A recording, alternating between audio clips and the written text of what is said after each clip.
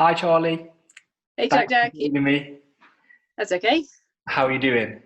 I'm good, thank you. How are you? Yeah, I'm not too bad, thank you. Just having a Good. bit of a break on a busy day, like tea break, Tea breaks are always helpful. just like the olden days. Charlie and I used to work together in Coventry. Paediatric physiotherapist. Charlie taught me most of the things that I know now, try and practice every day. Um, have you got a cup of tea with you ready? I do. I've got my cup of tea. And what's in there? What are we drinking health-wise today? Now I've got a peppermint and licorice tea by Ah, Pucker. It's very nice. yeah, nice. I Yeah, with different cups of tea. So if you got me at a different time, it'd be a different tea. right. I'm like a staple PG tip kind of guy. Your average Hey, builder's tea. No, I don't builder's have bar. sugars anymore. But we do have some pucker stuff as well, and some loose leaf things. We try getting. As Nice. it goes on, I might have like a Darjeeling at the end of the day, just like a more subtle one and things like that. Trying to be, Quite posh. yeah.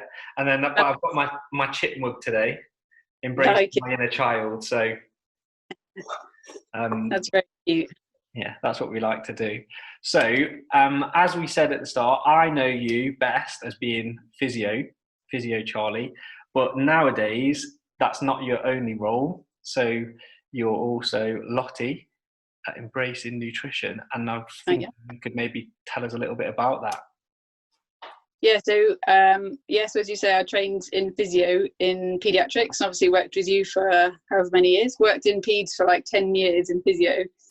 And then figured there must be something more as well as physio to life. So went and trained in nutritional therapy for 3 years, and basically just came along with the thought process, partly because I wasn't very well and figured I've got to do something else other than just work to get myself in a better place. So training in nutritional therapy just gave me a different perspective in life, and especially when you work as a physio, when you're expecting like the body to do certain things and work really hard, and then you kind of wonder why if you don't put the good stuff in, you might not get some of the good results out. So so now I'm working as a nutritional therapist and training in functional medicine, which is like the next step up. So it's not just like, oh hey, eat some broccoli. It's going, why is your body maybe not working quite so well, or why are you not fully in balance, or why have you got certain health conditions? Because there's always a why underneath it, and we never really look hard enough. And I think allopathic medicine is very much like you go to the doctor and they go, here you go, here's some paracetamol because your back's hurting, or take some brufen, but you're deficient in brufen, you're having inflammation somewhere as a result of something, and you have to go, well, why have you got that thing?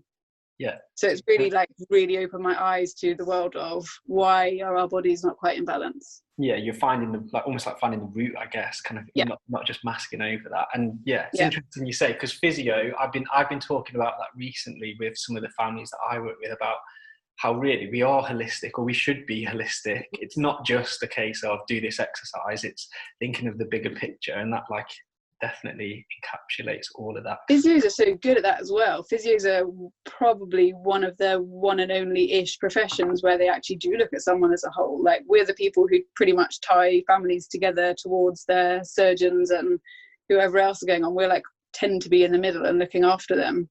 Yeah, I know, like I used to get the mickey taken out of me a lot for some of the like hydrotherapy sessions that I'd be doing, because it looked from the sideline like such fun, and it was, because I'm going to make it fun. But when you delve deeper into that, there's a reason behind why I'm doing what I'm doing, and there's much more depth to it than what it maybe looks like from the side of the pool, which then we would write about clinically. So yeah, definitely. And research that you actually learn more when you're laughing. And kids don't really learn when they're crying. So if you're going to make them laugh, then they're going to learn more, even if it's a physical thing that they're learning. It's good. Yeah, no, definitely. So love that kind of thing. So yeah, as we touched on, you're making the theme of these talks is the impossible things before breakfast. So you're making some of those impossible things possible now and making them a reality. And that was the case for yourself as well. So you said about some of your own kind of health difficulties that you were having. Yeah. So one of the things that I think is really important is to listen to your own body. And I kind of knew something wasn't right and kept on going like, something's not right. And ended up finally getting diagnosed with a primary immunodeficiency. So I basically have a little bit of immune system working, but not very much at all, and end up having to inject myself with someone else's immune system. So thanks, Jack, because you went and gave plasma. So that's awesome. Right. So I'm going to inject plasma. Charley / Lottie was my inspiration for that one. Yeah, there you go. Everybody go give plasma if you've had COVID-19. So yeah, just kind of looking at your own health and trying to figure out, like, again, why things happen and what you can do about it. And it's not just about kind of going, oh, well, I'll take the medication and then that will just be it. But genuinely, I kind of go, my impossible, I was told at school, you're never going to be able to be a physio. And I became a physio because I was like, yeah, I want to go do that. So I'll go and do it, thanks. And then actually I got told when I got diagnosed with a PID that, well, you shouldn't really be working with children. Like, do you really need to give up physio? And I was like, well, no, thank you. I'm fine. I will just find a different way around. So actually, instead of eating pasta and chips every night and expecting my body to be fine and functioning, actually, you look at going, okay, well, I really want to do this thing that in theory is quite impossible because the consultants told me it is, but actually, how am I going to get around this? So you eat right, you sleep good, you look after yourself, you try and reduce your stress, and actually you find ways around. Like, I've got arthritis as well, and actually I thought, well, damn, I'm never going to be able to get on the floor and work with kids. And it's like, no, you find a way around. It's actually reduced my inflammation and come off a lot of medications and being able to move forward with going, I can do it. Yeah, I can do this. Definitely. And I think, like, nowadays there's a big drive. I know, like, I would always get in touch with you, and I used to love, like, learning things whilst I'd be at work. Although I'd have some questionable lunches, and I'd maybe get pointers to go in the right direction. I feel like now, as even myself, I've come such a long way with the foods that I eat, the teas that I drink, all of those kind of things. And as a consequence, you feel a lot better. I was even reading, still into football, and Robert Lewandowski, who's like one of the top strikers in world football, he was talking the other day about how his diet, how strict and regimented it is, but also on match days he won't eat meat because he says, you know, he feels the weight of it, feels heavier. Yeah. And as a consequence, when you're playing at elite level, that can be the difference between scoring a goal and not scoring a goal. So how, like, you've just kind of touched on all of those things, and your nutrition can have such a massive impact on what it is you're doing. So it's like, sounds like really inspirational, and something that I still might bombard you with the odd messages. So like, one of the recent ones I did text you about was my girlfriend Sophie's got a book, which I think is kind of like quite mainstream going around at the minute, about skincare. But one of the things in that was saying about sugar, and she was quite surprised at how sugar would have a direct effect on your skin and things like that. But also she said about your stress and things like that. Yeah, for sure.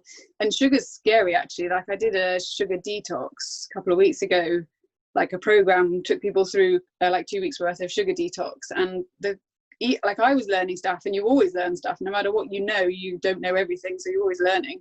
Yeah. And I was kind of trying to draw up these pictures of how much sugar is in different things. And like, a glass of orange juice has got the equivalent of like 7 teaspoons of sugar. And you think you're eating something which is healthy, and on some balances it is because it's got some nutrients in it. But actually, on the other hand, you go, but there's also a lot of sugar, and you sometimes have to balance the good and the bad. And it's understanding you don't have to literally pour like 3 teaspoons of actual just cane sugar into your coffee or whatever. You've got sugar in the bread that you're eating because it's a carbohydrate, so it breaks down into sugar in the body, and the body still just sees that it's sugar.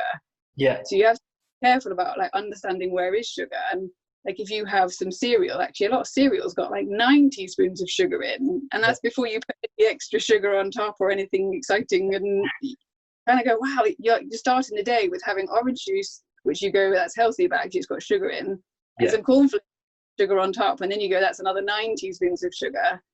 So you do have to kind of think through, God, what's in my food? Because actually, how many hundreds of years ago you would, or even just 50 years ago, you wouldn't look at a back of a packet of something and there'd be 25 ingredients. You'd look at something and there'd be 1 ingredient, and it would be flour, and you'd mix it with eggs, and then you'd mix it with something else, and you'd make something. Yeah. But grandma wouldn't look at our food today and be like, I know what that stuff is. And I always go, if you look at the packet and you do not know what that stuff is, don't eat it, because your body doesn't is either. No. But from a sugar point of view and what it does, you're totally right. Like, it creates inflammation in your body. So when Sophie's saying like, well, how can it affect your skin? Well, it comes out through your skin because your body goes, well, this is quite an acidic thing. It's making my body quite inflamed. And then funnily enough, the inflammation has to come out. So whether that's like joint pain, or whether it comes out as psoriasis, or whether it comes out as skin acne, it's all the same processes inside your body, which is inflammation. Yeah, and it's just like we said from the start, really, it's just piecing all that information together. And as you said within that little comment, it's about wanting to learn. The resources are out there, so I'll put lots of like mentions as well in the caption about embracing nutrition, because you can follow you guys on Instagram, obviously website, Facebook, social media. There's always ways of getting in contact with yourselves, so something like I think definitely people should be doing a bit more of nowadays. Yeah. And also, like we were saying recently about this month being Plastic-Free July, so things like that as well. The things that at home we're trying to take steps, or even if they are small steps, to make a bigger difference longer term. Yeah. Make sure you get rid of that, or use this, store in this way. So there's lots of things people can be doing. Yeah, and actually, when you start doing it, you start realizing actually I don't need that stuff. It's like makeup wipes. Actually, every single day you use potentially like 1 or 2 makeup wipes. They just go in the bin, and they're just going to clog up something. But actually, you can get reusable little bamboo pads, and then you just a washing machine. It's amazing. So Scotland, so things like that, and it's a small step, but before you know it, it becomes part of your daily routine, and you're on to the next one. Yeah, so big picture there. But you know what's also really interesting about the plastic side of stuff? So we all do it because we're going like the world needs less plastic in it. Fab, obviously it does. But actually it's really interesting. So we've had quite a few male clients recently who have had like hormone testing, and they've come back with really altered levels of estrogen. And actually plastic creates estrogen in your body. So men should have a certain element of estrogen, but they shouldn't have a really high level. And a high level can increase your potential for having prostate cancer when you're older. So you men also need to be really careful of having estrogen. So like fish wrapped in plastic, or if you get your broccoli from the shop, like take the wrapping off it before you put it in the fridge. Just take out any potential crossover for plastics come near you that can impact your body, let alone the world as well. 100%. It's really, really interesting, and things like that. I mean, I'm always a big advocate for Movember, which is about men's health and prostate, things like that. So things like that, that's why I wanted to do these kind of sessions, to just kind of share some of that information. Hopefully that will resonate with someone who will say, okay, I need to think about that, and they're the kind of steps that we're all trying to do. And so to finish up with, maybe along those lines, any kind of top tips that people can take away before they get in touch with Embracing Nutrition for more? Do you know, one of my top tips, I think, is what we sort of said: educate yourself, obviously, about what you're putting in yourself, because there is the famous quote, let food be thy medicine. It's there for a reason. But the other thing is, actually, it's not just about food, it's also about lifestyle. So I think my top tip would be like, reduce your stress, because can't have a good working body when you are stressed, because you pump out adrenaline and then your body thinks that it's running from a tiger constantly, and it's not. And actually stress is one of the #1 drivers of autoimmunity or immune system imbalances or cancer or risks of anxiety and depression. And actually it's something to do something about really easily. Just doing something for you and thinking of your body as a bank account where you go, I got to put some good credits in before taking some badass credits out, and expect it to be fine. And actually you go, no, do you know what, I do need 10 minutes of deep breathing or yoga or a cup of tea in the garden in the sunshine, because that's my bit of me time. And I think we've got so used to living this stress world. It's like stress is cool, and if you're not stressed, job properly, undo that process. You've got to break that cycle. And I think that in some ways the lockdown has been good. A lot of people I've spoken to have said, I've slowed down, and I don't want to go back to that.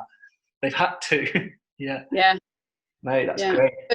The lockdown's been rubbish for some people, and actually for some other people I think it's given us a bit of an eye-opener to be like, actually we all need to calm down a bit, we all need to look after ourselves. Got to look after our bodies and our minds.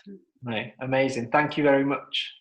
My pleasure. So I will wrap it all up here, and then, as I say, I'll put in the captions and the comments, and then hopefully people will get in touch, and we can keep making all those positive steps together. Absolutely. All right. Great to see Nice. you. Thank you. Bye.